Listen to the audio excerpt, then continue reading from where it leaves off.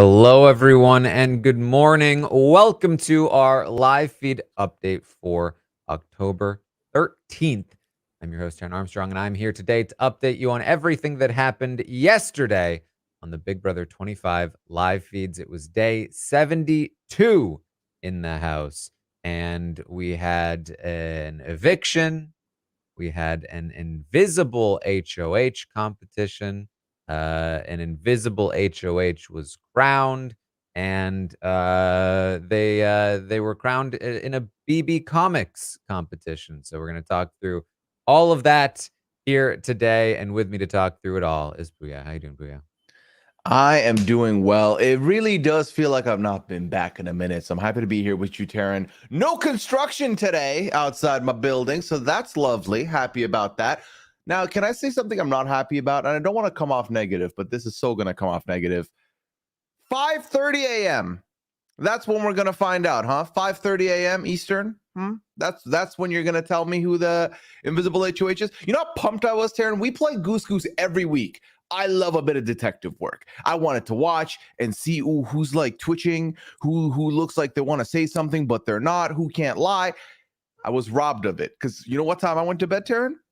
5 a.m. I went to bed at 5 a.m. So, Pooya. yeah, I mean, my default is like 3 to 4, but then I was like, you know what? I've been up this long. It'll be back. No.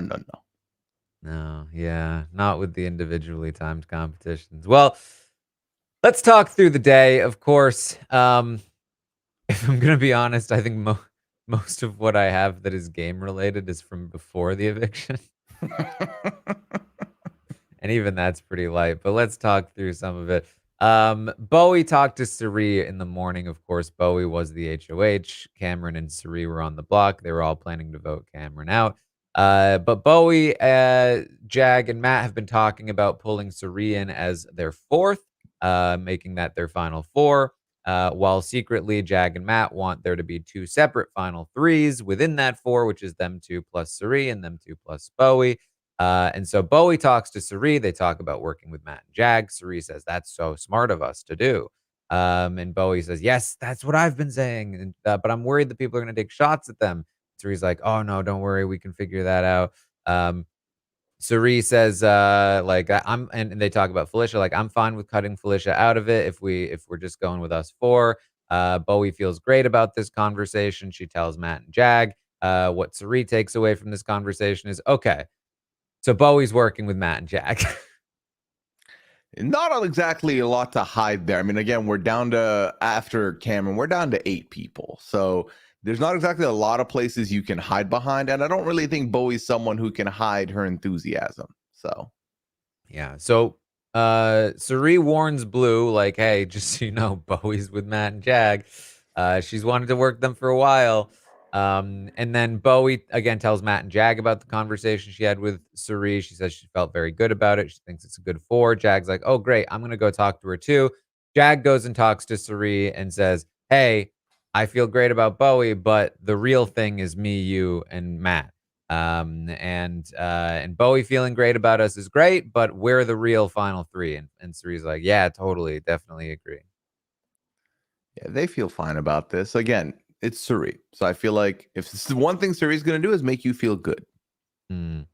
Um, then the rest of the day is kind of the rest of the day. Felicia says Cam is back to nice guy Cameron, trying to buy a friend, talking about being on other TV shows with Jag. And that's the Cameron I think we saw as he was evicted in the episode unanimously. And then they competed in the HOH competition, which was BB Comics. BB Comics was the invisible HOH competition. How do you feel about that, Taran? Let us in on your thoughts. I feel awful about it. Here's what happened. First of all, we're gonna go over the comments, but here's what happened. The second the feeds came back, they were all like, "Well, this shouldn't be too hard to figure out because Bowie didn't compete, and obviously Suri and Felicia didn't win this. They couldn't have won this because they saw the times, and the winning time was 8 minutes and 30 seconds, and they were like, yeah, it would have been impossible for Suri or Felicia to have gotten those times. So they definitely didn't win. And that just leaves a small handful of people that this could be, given that there are going to be 2 nominations. Like, this is almost impossible to hide from the get-go. But here we are. It's BB Comics. Should we go over the comics before we do anything else? We might as well, because there's not a lot. So yes. All right. Well, this is what we've got. Here are the comics. Did you know that a boomerang is Australian? Let's put it on the Australian house guest, Taran. Yeah. The Bowie rang. This is going to be a very visual portion of the podcast. The Bowie rang. Right back at you, mate. Yeah. I mean, listen, I think we just have to accept that, like, it will almost never have anything to do with their personality and almost entirely just be a pun on their name. And like maybe the most shallow thing about them. So like, yeah, she's, Australian. Cameron was the hair raiser, giving Bertha to the dead. Another pun. Giving birth to the dead, Bertha to the dead. He came back. And he's a zombie. Yeah. Suri was the robe bot. This woman has been on TV for decades and for 5-6 seasons of shows. Robe bot. She's comfortable kicking ass. She wears a robe. They all wear robes. Exactly. This is ridiculous. Jag is cockadoodle zoom, which we could have all predicted. Yes. Try to escape and you'll get fried. It's like the Flash, but chicken. Night America. She'll give you some permanent shut-eye. I have an issue with the comic drawing of the man that she's standing over top of. I don't love that comic. Yeah. I mean, look, anyone looks that bad at that angle, I think. You're not wrong. It is a pretty bad angle. This Albacore.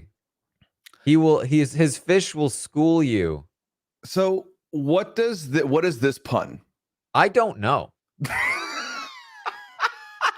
I was like, English is my second language. I don't think I can figure this one out. Maybe did he go to Alba school or something? Some sort of Alba school? I don't know. They're saying albacore. What is an albacore tuna?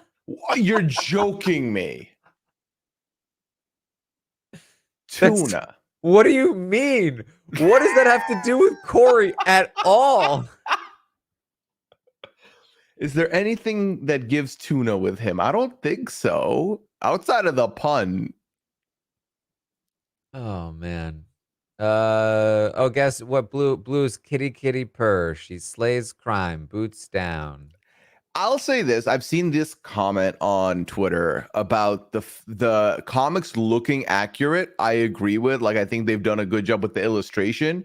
But really, kitty purr, this is lazy to me. But I will say, again, the illustration's great on its own. Like, the comic itself is fine. Yeah, it's just lazy. Just like everything they do most of the time. Speaking of lazy. Pooltergeist. Peeing in the pool angers this ghoul. It's Matt. First of all, it rhymes. Second of all, he's a swimmer. And he's a ghost swimmer. So yeah, it's he pees in pools, I guess. Kayak attack. Crimes up a river. Felicia's been giving so many different things this season, so many fun DRs, so many fun one-liners. We really just left her in the kayak and said, that's all you're getting. They didn't even pun anything here. Like, Crimes Up a River could be like Cry Me a River from Justin Timberlake's song. But beyond that, where else are we going with this? Yeah, in terms of her name, though, like, she could, like, they could have done anything, Yeah. Well, Kayak Attack doesn't even sound like the name of a superhero or any, like, character. It sounds like a comic series at best. I guess what I'm saying is that, like, I can't excuse them for just doing puns on their name, when it's not even a pun on their name. They were like, we have the freedom to do anything we want. Kayak. Attack. Jared is muffin hands. These muffins bite back. I like this one. This is like the one where I'm like, all right, it's referencing something in the house. It works. I feel like the hands as the muffins, they look scary enough. There's teeth on them. If a muffin had teeth, I wouldn't touch it. So I'll take this one. Yeah, it was a funny visual when Suri said it. Now we have the visual. Mimi is Micolamity. She's a disaster waiting to happen. Except like this had nothing to do with her in the game at all. Like she was not even a good pun. Calamity, calamity. Yeah. Red was the Chill Billy. The nickname he came into the house with. He kicks back while his minions attack. He's like a weird giant cult leader, except he had no social capital in the game. Izzy was Dizzy Izzy. Her music has a sick beat. Oh, because it makes people sick. Makes them dizzy. Makes them dizzy, makes them nauseous. Yeah.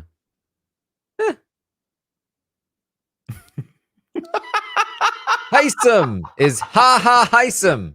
He always gets the last laugh. Thoughts? Wow, a 5. They went with this costume from that one HOH comp too that he hosted for this. Yes. Holy cow, a 53!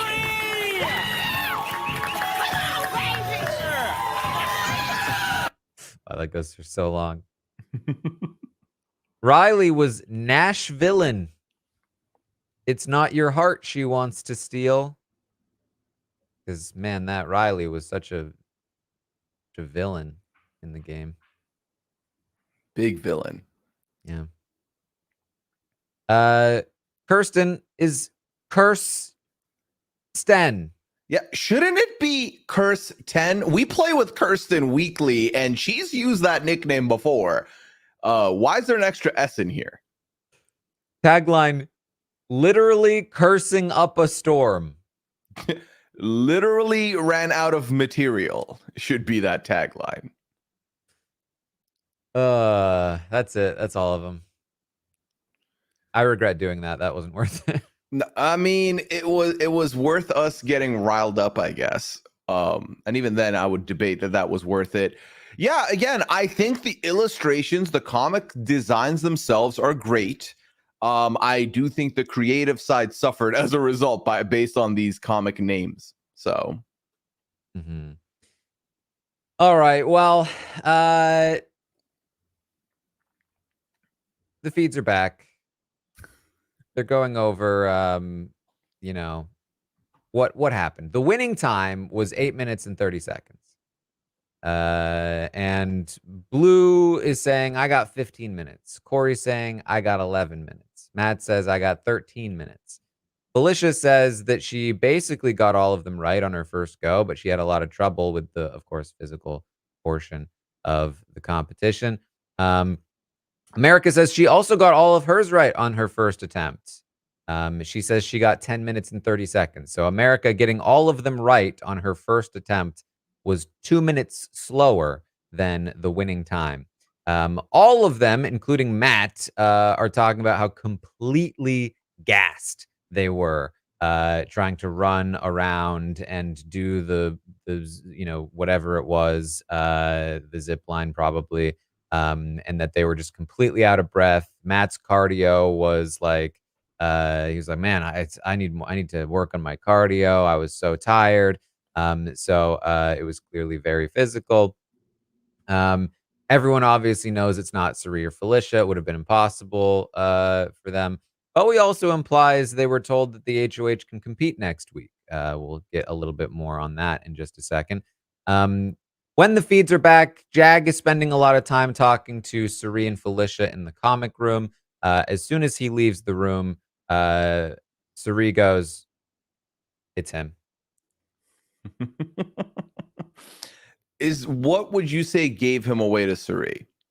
Well, one, he wasn't saying what his time was. And then B, he's a terrible liar. Yeah. But it was hard for me to, because she was like mouthing it to Felia. I could not understand everything that she was doing, but she instantly just pointed at Jag and said he won. Is she right? Let's find out. Corey, America, and Jag are talking through some scenarios. Corey is concerned that if it's not Jag or Matt, it must be Blue, because who else would it be? When Corey and America briefly leave the bathroom to go get Matt, Jag looks at the cameras and he goes, "Who the do I put up?" So yes, Jag has won the HOH. Jag is the invisible HOH. See it's invisible. Yeah, I mean, the not so invisible HOH, if we're being real. I mean, again, you said this at the top, but the minute they see that it's the comics, they eliminate 2 suspects in Felicia and Suri. And Bowie can't compete. That does leave a pool of 5, and then depending on who gets nominated, you can pretty much figure it out, even if from this point on, Jag pleads to not tell, or pledges to not tell anybody he's the HOH. It'll come to the light. Yeah. This is not staying secret. Absolutely not. Even if you wanted it to, it wouldn't. As soon as Matt and Jag are alone, they celebrate. And Jag says, "Bro, I was flying. Who do I put up? Well, I want Blue gone. But do I put up Felicia and Suri and try to backdoor her, or do I put up her next to Felicia?" Now, one of the conversations that was happening in the comic room is that America they were talking about the veto. They were definitely told that the veto is going to be something different, something weird, some sort of power. And America was like, "Well, what if it's the diamond power of veto?" And so now Jag is concerned that it might be the diamond power of veto. He says, if it's diamond veto, I put Blue up. That's really dangerous. It gives her a chance to win that veto. But I get to play in the next HOH. So maybe I just tell everyone basically, and just who cares? Well, we should definitely tell Bowie.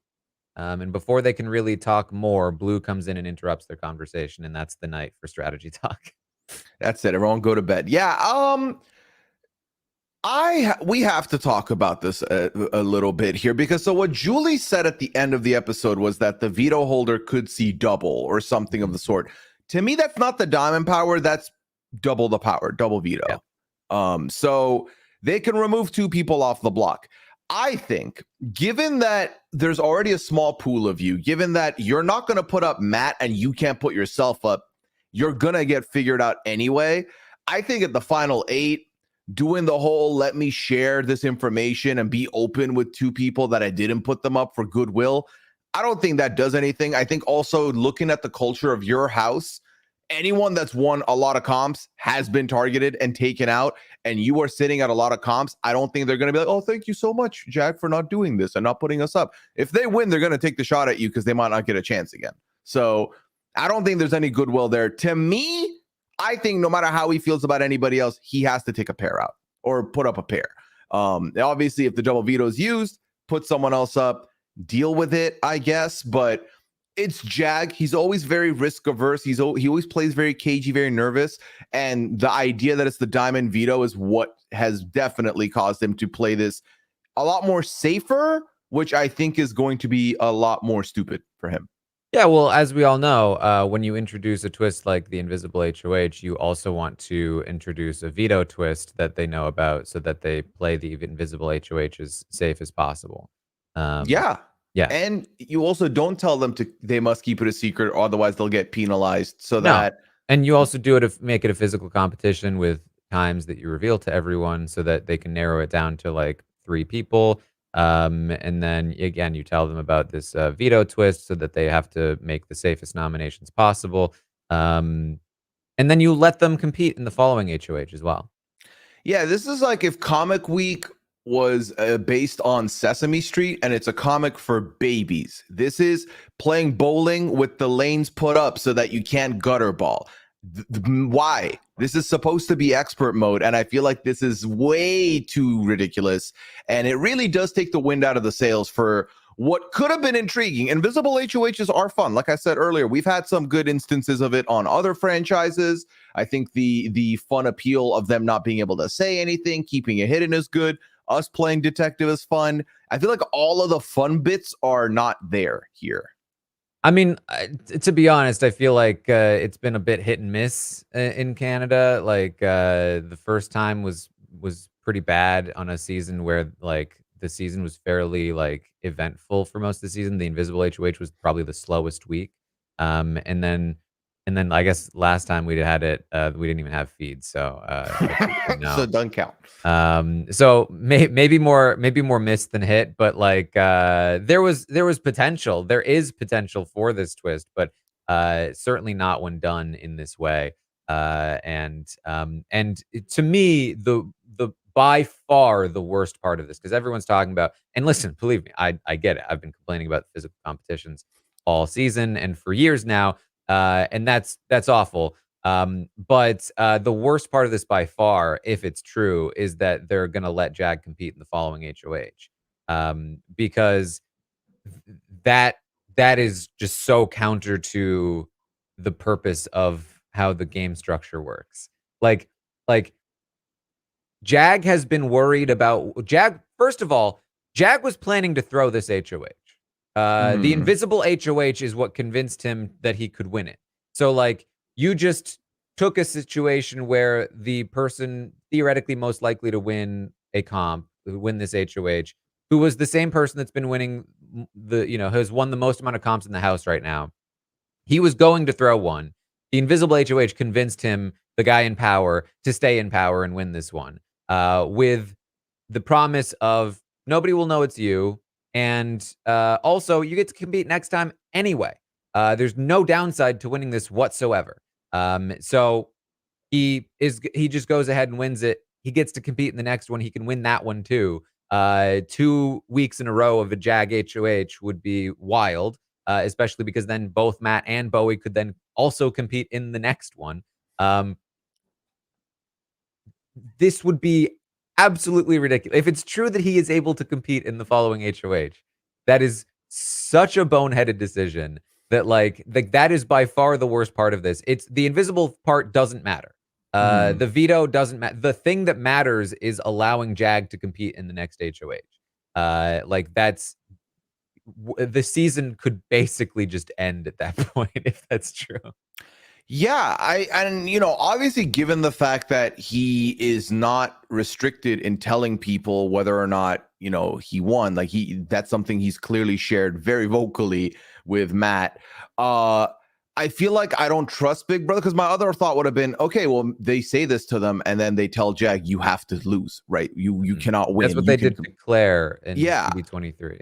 But look, given what they've done this week, Taran, and the fact that he can just say whatever he wants, I don't necessarily trust Big Brother in having told him that, or telling him that later down the line, but we'll see.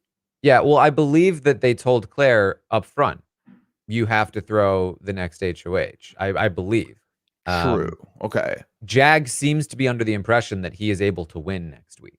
That's like what he told Matt was like, I'm able to compete next week, so like I could still win. So it doesn't even like it's fine that like we can tell people and I can just still win HOH next week. So that's like maybe he just hasn't been told yet, or something, but like it's just ridiculous. And just to have this competition be the HOH competition is ridiculous. Is so much of it is ridiculous. The competition team lacks so much creativity that we are repeating all of the same competitions. They clearly result in the same outcomes happening over and over and over. And yet, like, this is what we continue to get. There was no accommodation for the fact that this is supposed to be an anonymous week. This is just all just random stuff thrown together. And here's where we are. Yeah, and I would make the joke of, hey, someone next season when you get cast, tell them you 3D printed everything so that they change it up, because Survivor just did that. I don't think they would change it up. I think it's a lot easier for them to just slap a new paint on it, new theme on it, and just chuck it back out there again. But I personally am pretty exhausted about, and I know you were this past week, about the constant speculation on, okay, it's slip and slide. What are we gonna do? Give me something they have no idea about. Call it the smack and bop. And they're like, oh, are you ready for the smack and bop comp? Because they don't know what that is. It's a brand new thing. So I would be more in tune for that. I obviously also echo the same sentiments that making the invisible HOH not crapshooty, not a quiz, but not something that everyone has equal equity in winning, kind of takes the wind out of the sails for it. Because again, with starting the pool from, it's supposed to be 7 people you have to look at it, who got this. You brought it down to a 20% chance you'll figure it out because it's 5 people. Less percent if you trust someone wholeheartedly, aka your showmans, and they're saying they didn't get it. You know you didn't get it. It's down to 3 people at that point. Yep. So boo, boo. The only other thing that's really happening here is that Corey and America continue to spiral a bit about Blue maybe being the HOH. America finally tells Corey that she told Blue that Jag and Matt were saying her name, and Corey's like, seriously? Did she tell me that before? She's gonna rat us out. Like, she's gonna rat us out. If she's not HOH, she's just gonna rat us out, and then we're in trouble. America's like, I don't think she will. It's like even if she hasn't yet, she will now if she's not HOH. Except because he's probably right, but she doesn't even know that Jag is the HOH, and probably doesn't even know that she's in danger, so she might not even know to rat out America because she might not know she's going on the block until she goes on the block. Yeah. Okay. Let's do a quick exercise, Taran.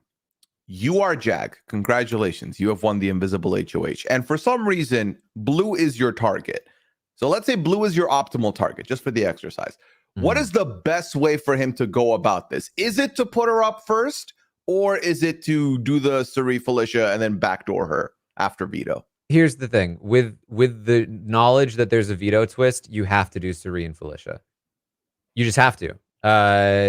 Because you want to guarantee that those two are playing in the veto competition, because you want the best odds of yourself winning that veto to control whatever this is going to be. Because the veto is probably going to force your hand to do something you don't want. So you want the best odds of winning it yourself, and you want the most amount of opportunity to nominate either Blue or Corey, your other, your main 2 targets, if possible. So like, if any one of them is already on the block and then one of them wins and they have some sort of weird power, like it makes sense on a bunch of different levels to just do Suri and Felicia. It's so dull, but it's so true. What are the odds that Jag because Jag said he would tell potentially Bowie, Corey, America. They definitely want to tell Bowie. Yeah. They were like not sure if they wanted to tell Corey and America yet. I feel like, and I'm very willing to say this, I feel like Suri will also be told. I think that Jag is gonna let this slip out to a lot more people than even the 3 he's mentioned. I mean, I think everyone will know by the end of the week. Easily. Maybe by the end of tomorrow or today. But yeah. I mean, I think that whether he tells people or not, Suri already knows it's him. He's a terrible liar. The time indicates that it's him. Nobody else could. Again, America got all of them right on her first go and was 2 minutes slower. Like, everybody already knows it's Matt or Jag. Matt seems pretty believable. Jag is already being a bad liar. Like, they all know it's him. Yeah. Now, one other thing. So Tuesday's episode this upcoming week is 90 minutes, correct? Yeah. Do we still think the veto happens on Saturday, or do we think that there's going to be... Actually, we would have known. She would have said it was live on Tuesday if Tuesday was live. So scrap my question. Whatever. What am I talking about? Yes. So yeah, I mean, I would expect some sort of veto competition to be on the regular time. I think it'll all be one. She said that the veto players will be seeing double. It could just be an indication about like what the competition will be, but more likely than not, I think that that it'll be you can take both people off the block or something like that. which if Suri and Felicia are on the block doesn't matter at all to Jag. It'll be completely irrelevant, except for the fact that like he'll have to put up another pawn. So Yes. like you know it, but like who would do that? You know what I mean? Like unless it's Suri or Felicia that win and take them both themselves both off the block. Like blue isn't going to take both of them off the block, probably, and like screw over unless she I don't know, maybe she does, maybe if Cerie's in her head or something like Yeah. but you know, Corey certainly doesn't have any incentive to do that because then who is Jag gonna put up? Both you know, Blue and America or Bowie? Like doesn't seem like it. Obviously Matt or Bowie wouldn't, Jag wouldn't. So, you know, it's if that's the case, then it probably won't matter unless like a very specific outcome happens, and then if that does happen, then Jack has to put up Blue and maybe America next to Blue, or maybe just Corey next to Blue. But I think he would know that Corey does Corey leave? There's what 5 votes. You need 3. So if Blue is next to Corey, then no, you have America, Matt, and Bowie. You can do whatever you want. It doesn't matter anyway. Yeah. Okay. All right. Yeah. Fun. We're in for a fun time. Yeah. So, yay. Yeah. I don't know what else to say, Taran. I really don't. It's the wind has been pulled off out the sails this overnight. So yeah, I mean, there was just a lot of tension being built up last week about like what was going to happen this week. Jag really wanted to throw the HOH because he was worried about not being able to compete in the following one and having to show his cards. And this is just like apparently the just, you know, hall pass, just do whatever you want. yeah, and if he truly can compete next week and he wins or Matt wins, he's practically made it all the way where now he'll have 2 chances to survive all the way because we'll get to 6 at that point, and then you're competing in the veto no matter what. So yeah, I mean, it's only like 3 rounds away at that point. exactly.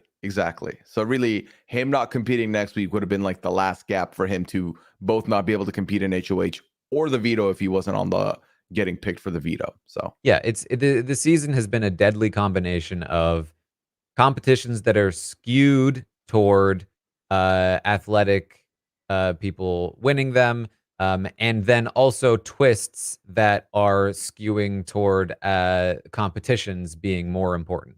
So like if you get evicted, don't worry. As long as you or a friend of yours has won a competition, you're fine. You know,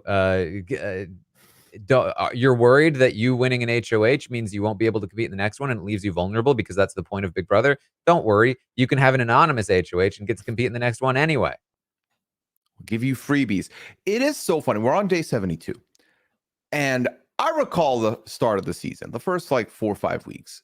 Flames. I was having so much fun. Everything was exciting. It was tension. It was drama. It was so much waffling. You'd think you were at all you can eat breakfast place. And to think that this is the exact same season we were still on is wild to me. It's such a different change of pace. It started with the zombies. That really pushed things. First of all, it started with Izzy leaving. Then it started with the zombies. And now this. And I'm perplexed. I can't believe these are the same 2 seasons. I genuinely thought, because like, you know, we've had seasons where the pre-jury or the early half is so good and then the rest of it kind of gets slow. And I thought not this season, it's going to be at 100 all the way through. But Big Brother gets in its own way more than its players do, really and truly, because this is a prime example of it. I think there would have been a lot of potential had we not done this. Yet here we are. Yeah. Well, that's about what we have. Pooya, anything else that you wanted to bring up? No, and also I want to say I know I can't. This, you know, probably sounded like a very negative pod. It's because it is. But we're hoping there's some good nuggets in here. You're always looking for that extra. You know, you're looking for that curly fry in the midst of the fries. So hopefully there's still some fun stuff this week. But apologies if I do sound a little skeptical. Yeah, I mean, what can you do? What can you do? All right. Thank you all so much for hanging out with us here today. I'll be live with Rob doing a Q&A in just a little bit. If you want to join us for that, you can join us live. If you're not a patron, if you are a patron, you can watch after the fact, or you can call in yourself, ask some questions. And then I'll be back tomorrow morning, 11 a.m. Eastern, to update you on everything that happens today on the Big Brother 25 live feeds, including the eventual nominations and I guess whatever else the plans are for the future of the week. And find me on Instagram, posting climbing stuff. We'll hang out. Find me on Twitch, twitch.tv/Taran Armstrong. Pooya, what do you got going on? Well, twitch.tv/Pooya. I'll be live every day this week. I'm live tonight at 10 p.m. So come through and hang out with the crew if you would like, if you're free. You can find me on Twitter at Pooyaism. As far as podcasts go, 90 Day Fiance is still going strong. I've got the premiere of 90 Day OG back this week with Kirsten. I've got the Other Way doubleheader with Sasha. Traders Canada has been a fun ride, a slow ride, but a fun ride so far. We're 2 episodes deep, and we had exit interviews with the first banished and the first murdered, so you can check those out. We had a good time there. Masked Singer is still out and about for some reason. Bless you, my friend. Bless you twice. Masked Singer is out. Liana Boris and I obviously get together and talk about that, so that podcast should be available real soon. And yeah, that's about everything. Have a good weekend, everybody. All right. Thank you all so much for joining us here today, and I will see all of you